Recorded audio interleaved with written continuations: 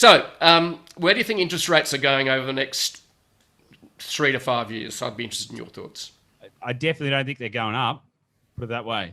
The question is, will they go down further? I'm confident in the fact that I don't think they're going up in the next, certainly in the next 3 years.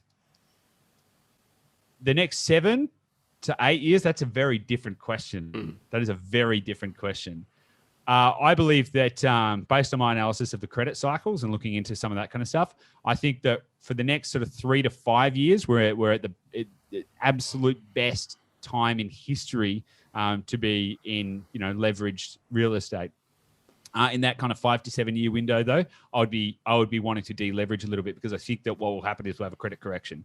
But for the next for the next 1 to 5 years, I think we're in a golden age of affordability of money, which is fantastic if you understand that and know the game that you are playing. It's not going to be like this forever. I can't see that happening. So over the next, say, 1 to 5 years, the question is, will it stay where it is or will it go down further? I am not certain about that answer. I don't know whether we'll ever go to negative.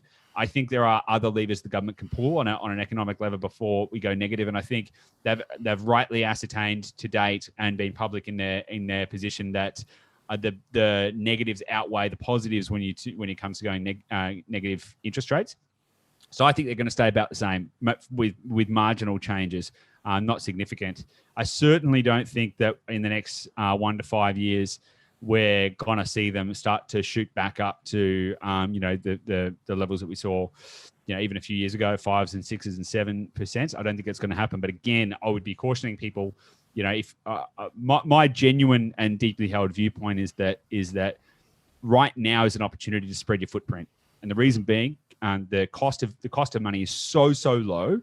On top of that, there's about $600 billion of government spending getting pumped into the Australian property market through factors such as quantitative easing, infrastructure projects, housing stimulus, and all of this kind of stuff.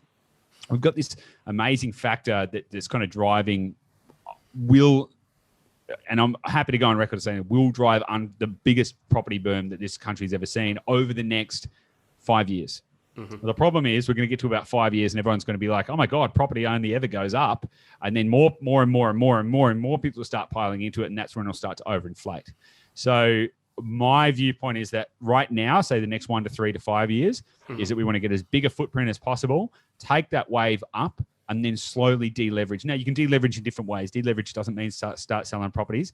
If you've got cash flow positive properties, the tenants are going to be paying down the debt anyway, and you're going to have growth to reduce your loan to value ratio. So, if you've bought well, you can go into that kind of next phase of the cycle when we're probably going to have a credit correction. You can go into that safely.